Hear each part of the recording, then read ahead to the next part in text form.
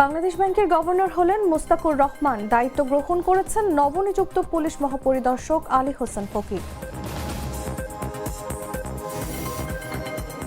পিলখানা হত্যাকাণ্ডে শহীদদের প্রতি রাষ্ট্রপতি ও প্রধানমন্ত্রীর শ্রদ্ধা। বিডিআর বিদ্রোহের ঘটনায় নতুন করে তদন্ত করবে না সরকার, জানালেন স্বরাষ্ট্রমন্ত্রী।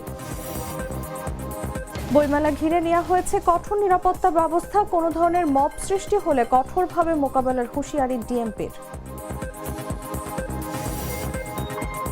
নেত্রকোনার কলমাকান্দায় ডিবি পুলিশের অভিযানে চোরা কারবারিদের হামলায় পুলিশ সহ আহত 7, আটক অন্তত 15।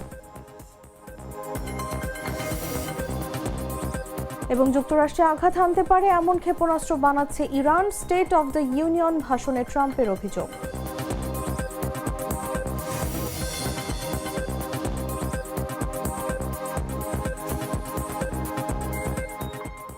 এতক্ষণ শুনছিলেন সংবাদ শিরোনাম। দর্শক, আমন্ত্রণ সন্ধ্যা 7টা নিউজে, সাথে আছি আমি তাসলিমা তিথি।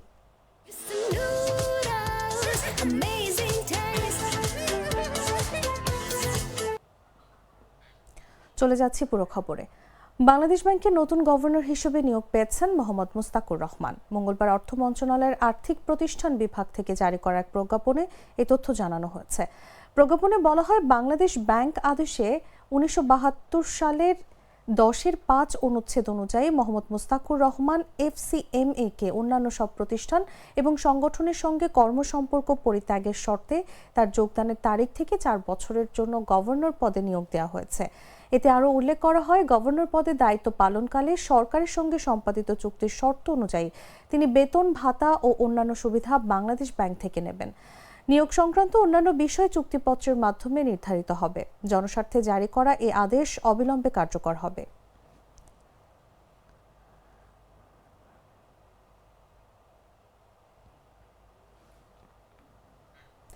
নবনিযুক্ত পুলিশ মহাপরিদর্শক মোহাম্মদ আলী হোসেন ফকির দায়িত্ব গ্রহণ করেছেন। বুধবার সকালে তিনি পুলিশ সদর দপ্তরের দায়িত্ব গ্রহণ করেন। এর আগে মঙ্গলবার স্বরাষ্ট্র মন্ত্রণালয়ের পুলিশ 1 শাখা থেকে জারি করা এক প্রজ্ঞাপনে আর্মড পুলিশ ব্যাটালিয়নের প্রধান আলী হোসেন ফকিরকে আইজিপি হিসেবে নিয়োগ দেওয়া হয়। রাষ্ট্রপতির আদেশক্রমে প্রজ্ঞাপনে সই করেন উপসচিব তৌসিফ আহমেদ। কর্মজীবনে আলী হোসেন ফকির অত্যন্ত সুনামের সঙ্গে ডিআইজি পুলিশ হেডকোয়ার্টার্স, ডিআইজি এসপিবিএন হিসেবে দায়িত্ব পালন করেন।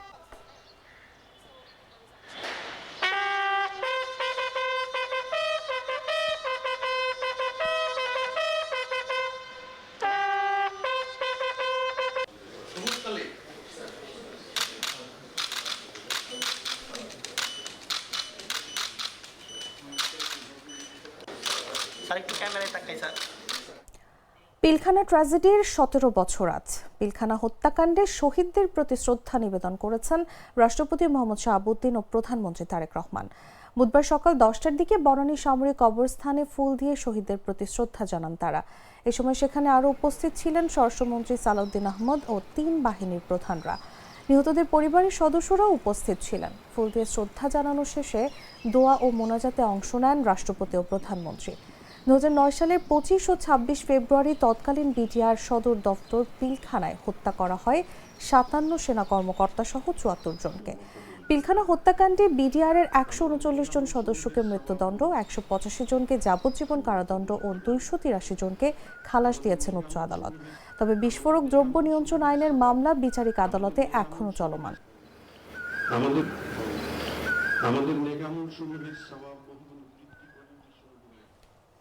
এদিকে পিলখানা হত্যাকাণ্ডের ঘটনায় নতুন করে সরকার কোনো তদন্ত কমিশন গঠন করবে না বলে জানিয়েছেন স্বরাষ্ট্রমন্ত্রী সালাউদ্দিন আহমদ। বলেন, অন্তর্বর্তী সরকারের জাতীয় স্বাধীন তদন্ত কমিশনের সুপারিশ ধাপে ধাপে বাস্তবায়ন করা হবে। বুধবার সকালে জাতীয় শহীদ সেনা দিবস উপলক্ষে বনানী সামরিক কবরস্থানে পুষ্পস্তবক অর্পণ শেষে তিনি সাংবাদিকদের এসব কথা বলেন। স্বরাষ্ট্রমন্ত্রী বলেন, অন্তর্বর্তী সরকারের সময়ে একটি স্বাধীন জাতীয় তদন্ত কমিশন গঠন করা হয়। এই কমিশনের রিপোর্ট তাদের সামনে আসছে। অন্তর্বর্তী সরকারের সময় এই রিপোর্ট বাস্তবায়নে তেমন কোনো পদক্ষেপ নেওয়া হয়নি।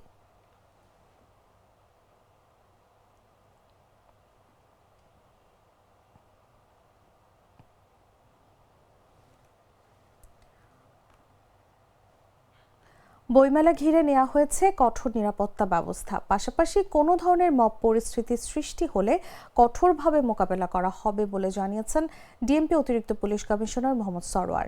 বুধবার সকালে এই মেলা উপলক্ষে আয়োজিত নিরাপত্তা পরিকল্পনা বিষয়ক ব্রিফিংয়ে এসব তথ্য জানান তিনি। মোহাম্মদ সরোয়ার বলেন, মেলা চলাকালীন সার্বক্ষণিক নজরদারির জন্য প্রায় ৩০০টি ক্লোজ সার্কিট ক্যামেরা বসানো হয়েছে। সাদা পোশাকের বিশেষ পুলিশের টিম মোতায়েন থাকবে পুরো এলাকা জুড়ে। নারী ও শিশুদের জন্য নেওয়া হয়েছে আলাদা নিরাপত্তা ব্যবস্থা। যে কোনো জরুরি পরিস্থিতি মোকাবেলায় পুলিশের পাশাপাশি সোয়াট টিম সবসময় প্রস্তুত থাকবে বলেও জানান তিনি। ধর্মীয় অনুভূতিতে আঘাত করতে পারে এমন কোনো বই স্টলে রয়েছে কিনা সে বিষয়েও সতর্ক নজরদারিতে থাকবে পুলিশ। পাশাপাশি কোনো ধরনের মব পরিস্থিতির সৃষ্টি হলে তা কঠোরভাবে মোকাবেলা করা হবে বলে জানান তিনি।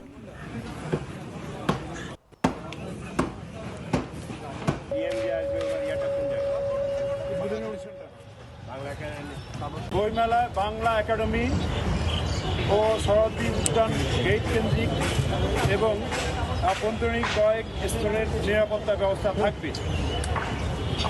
ইউনিফর্ম পুলিশের পাশাপাশি সাদা পোশাকে পুলিশের বিশেষ টিম মোতায়েন থাকবে।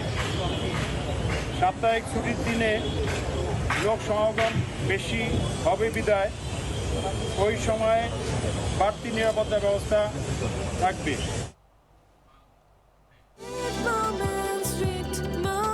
Treat chocolate. Treat moment. Sweet moment. রমজানে এবছরও বাংলাদেশে ফিতরার হার জনপ্রতি সর্বনিম্ন ১১০ টাকা ও সর্বোচ্চ ২,৮০৫ টাকা নির্ধারণ করা হয়েছে। গেল বছরও সর্বনিম্ন ও সর্বোচ্চ ফিতরার হার একই ছিল। বুধবার রাজধানীর বায়তুল মোকাররমে ইসলামিক ফাউন্ডেশনের সভাকক্ষে জাতীয় সাদাকাতুল ফিতর নির্ধারিত কমিটির সভায় ১৪৪৭ হিজরি সনের ফিতরার এ হার নির্ধারণ করা হয়। সভায় সভাপতিত্ব করেন সাদাকাতুল ফিতর নির্ধারণ কমিটির সভাপতি ও বায়তুল মোকাররম জাতীয় মসজিদের খতিব মুফতি মাওলানা আব্দুল মালেক।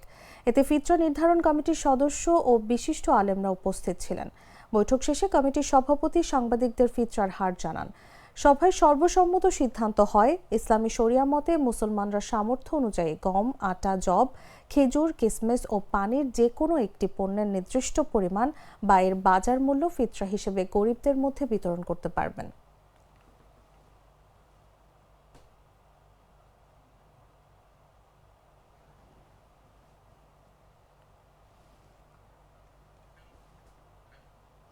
নেত্রকোনার কলমাকান্দা উপজেলার রংছাতি ইউনিয়নের ১৩তোপা গ্রামের শরফুল ইসলামের বাড়িতে চোরাই ভারতীয় গরু চোরাচালান ও অর্থ লেনদেনের অভিযোগে অভিযান চালাতে গিয়ে মঙ্গলবার সন্ধ্যায় ৬ ডিবি পুলিশ সহ ৭ জনের উপর হামলার ঘটনা ঘটেছে। এরপর সাঁড়াশি অভিযানে ঘটনাস্থল থেকে ১৫ জনকে আটক করেছে পুলিশ। অভিযানে নগদ প্রায় ৪৬.৫ লাখ টাকা, ৫টি ভারতীয় গরু, ভারতীয় মদ, ইয়াবা ও একটি মোটরসাইকেল জব্দ করা হয়। পুলিশ জানায়, মঙ্গলবার সন্ধ্যার দিকে চোরাইভাবে ভারতীয় গরু চোরাচালান এবং মোটা অঙ্কের টাকা লেনদেনের প্রস্তুতি চলছিল। এমন তথ্যের ভিত্তিতে নেত্রকোনা জেলা ডিবি পুলিশের একটি দল রংছাতি ইউনিয়নের ১৩তোফা গ্রামের মোহাম্মদ শরফুল ইসলামের বাড়িতে অভিযান চালায়। এ ঘটনায় ঘটনাস্থল থেকে ১৫ জনকে আটক করা হয়েছে।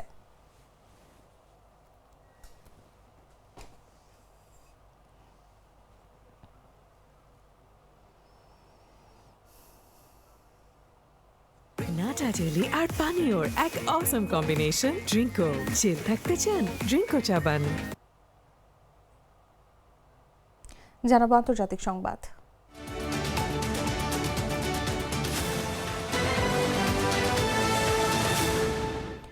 মার্কিন প্রেসিডেন্ট ডোনাল্ড ট্রাম্প দাবি করেছেন যে ইরান এমন ক্ষেপণাস্ত্র তৈরি করার চেষ্টা করছে যা যুক্তরাষ্ট্রে আঘাত হানতে সক্ষম হবে। পাশাপাশি তিনি অভিযোগ করেছেন যে তেহরান গত বছর মার্কিন হামলার লক্ষ্য হওয়া পারমাণবিক কর্মসূচি পুনর্গঠন করতে কাজ করছে। মঙ্গলবার স্টেট অফ দ্য ইউনিয়ন ভাষণে ট্রাম্প বলেন, তারা এরই মধ্যে এমন ক্ষেপণাস্ত্র তৈরি করেছে যা ইউরোপ ও আমাদের বিদেশি ঘাঁটিতে হুমকি তৈরি করতে পারে।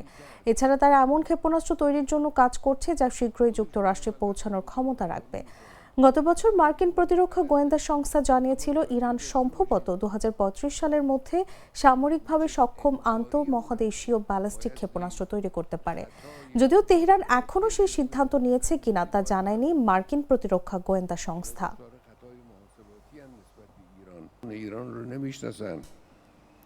ملت ایران رو نمیشناسن. قدرت و توانایی و ابتکار و সংবাদ শেষ করব খেলার খবর জানিয়ে।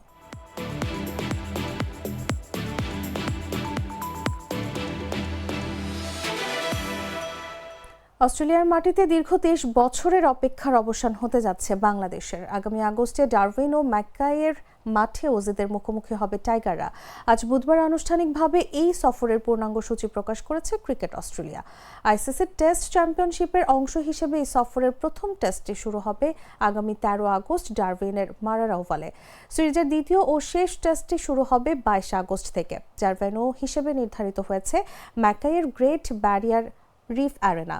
সর্বশেষ 2003 সালে যখন বাংলাদেশ অস্ট্রেলিয়া সফরে গিয়েছিল তখন ডারউইনের এই মারারা ওভালেই একটি টেস্ট হয়েছিল।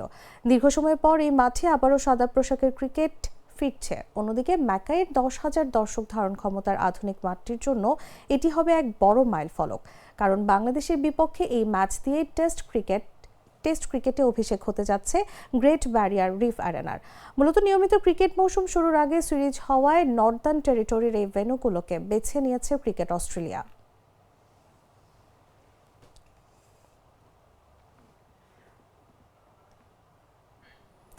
দর্শক, সংবাদ শেষ করার আগে শিরোনামগুলো জানিয়ে দিচ্ছি আরও একবার।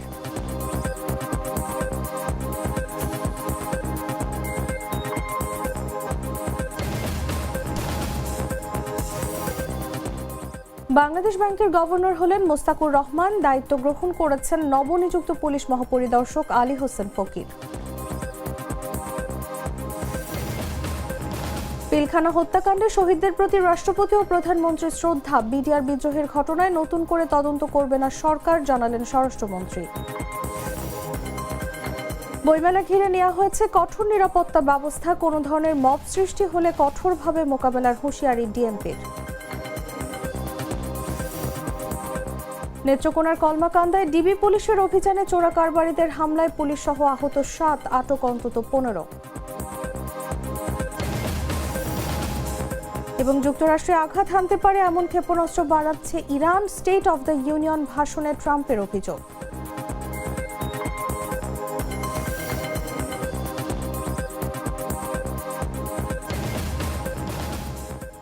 দর্শক, এই ছিল এখনকার মতো। প্রতি মুহূর্তে সর্বশেষ খবর জানতে ভিজিট করুন jagunews24.com। ফলো করুন আমাদের ভেরিফাইড ফেসবুক পেজ এবং সাবস্ক্রাইব করুন জাগো নিউজের ইউটিউব চ্যানেল।